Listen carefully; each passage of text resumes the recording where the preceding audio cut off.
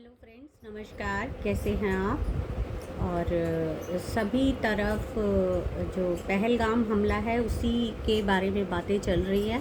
और अभी कल एक खबर आई कि नेहा सिंह राठौर जो भोजपुरी गाने गाती हैं और सितार टाइप गाती हैं, वो राजनीतिक सामाजिक मुद्दों पे आधारित गाने गाती हैं, फोक सॉन्ग्स गाती हैं। उन पर एफआईआर हो गई है क्योंकि उनकी वीडियो पाकिस्तान में शेयर करी गई।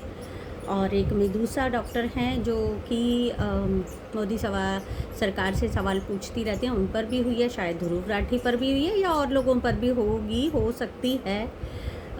तो इस बारे में हमें एक बात कहनी है कि आपने उन पे एफआईआर की, बिल्कुल ठीक है। अगर सरकार को लगता है कि कोई व्यक्ति देश के लिए ख़तरा है तो उससे पूछताछ होनी चाहिए, एफआईआर होनी चाहिए। लेकिन क्या सच में ये ख़तरा है? और चलो ठीक है, कोई नहीं। ईडी का जो अब तक ईडी ने, सीबीआई ने केसेस किए हैं, उनमें जो सज़ाएं हुई हैं केसेस में, उनका जो प्रतिशत है वो आप पता करें कि अगर जो वो 1% से भी कम आ रहा है, कोई बात नहीं। खैर, अब आपने एफआईआर की है उन लोगों पे जो आपके अनुसार देश के लिए ख़तरा हैं, जो राष्ट्रद्रोह कर रहे हैं आपके अनुसार। तो जो राष्ट्र प्रेमी हैं, जो देश प्रेमी हैं आपके अनुसार, जिनका नाम ग्रोक ने भी लिया है, लोगों ने पूछा कि गोदी पत्रकार कौन कौन है, तो अर्नब गोस्वामी हैं और न्यूज़ नेशन, पता नहीं कौन कौन से चैनल्स हैं, अब उसमें तो तमाम चैनल्स बता दिए हैं। एनडीटीवी तो सबसे बड़ा देश प्रेमी चैनल आज के डेट में है। तो इन सब पत्रकारों को तो आप सम्मानित कीजिए। किसी को अर्नब गोस्वामी जैसों को आप भारत रत्न दिलवाइए, कम से कम दीजिए, घोषणा कीजिए इस बात की। क्योंकि पुलवामा अटैक के समय उन्होंने कहा था हमारे लिए तो फ़ायदे की बात है ना, वो हंस के कह रहे थे ये बात, सबको पता है ये। तो आपने आधा काम किया है एफआईआर करके नेहा सिंह राठौर और बाकियों पे।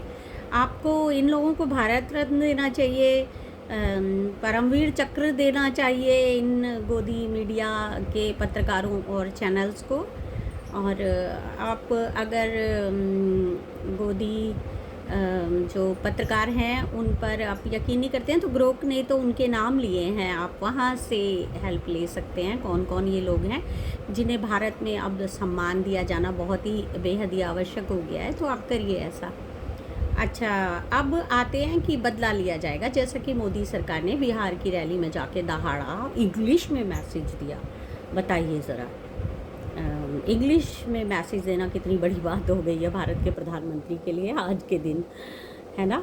जबकि वो एकमात्र भाषा ही है, इंग्लिश जो है बस भाषा ही तो है एक। तो इसको भी बड़े कि इंग्लिश में बोला है, और तमाम चैनल्स बता रहे हैं ये बात। मतलब मुझे ये लग रहा है कि हमारा मीडिया कितना मतलब समझदार हो गया है, उसको ये बताना ज़रूरी लग रहा है कि इंग्लिश में बोले प्रधानमंत्री। ओह भाई, कितनी बड़ी बात है इंग्लिश में बोले। आज से पहले कोई प्रधानमंत्री बोला है इंग्लिश में?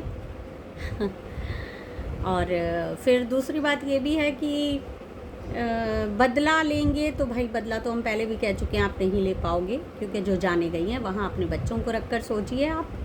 बदला तो आप नहीं ले पाएंगे क्योंकि वो लोग बच के भाग गए हैं, जो लोग मरने आए थे।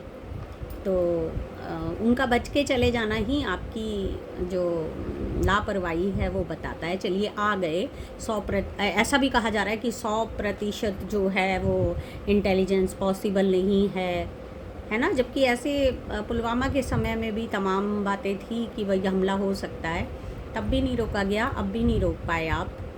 तो ये लापरवाही है, ये जो है ज़िम्मेदारी बनती है सरकार की।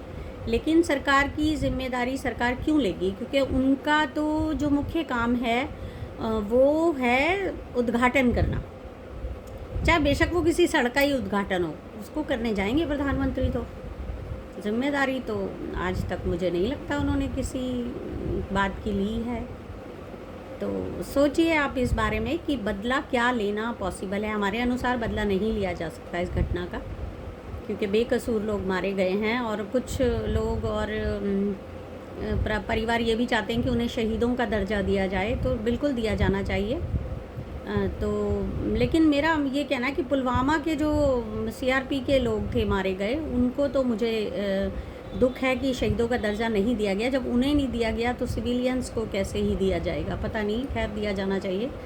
सरकार करेगी भी कुछ ना कुछ, खैर ऐसा नहीं है, करना ही पड़ेगा सरकार को। और फिर आपदा में अवसर तलाशना तो बहुत ही अच्छी तरह आता है हमारी सरकारों को।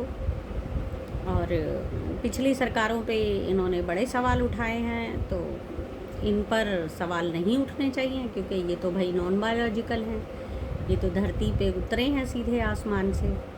सोचिए आप इस बारे में कि कैसे जो चैनल्स हैं, जो लोग हैं, अभी भी मोदी और शाह को बड़ा दिखाने की कोशिश कर रहे हैं। लोग मारे गए हैं, ये बड़ी खबर नहीं है। अमित शाह वहाँ गए, ये बड़ी खबर थी। मोदी दौरा छोड़ के दुबई से, मतलब अरब से कंट्री से लौट आए, ये बड़ी खबर थी।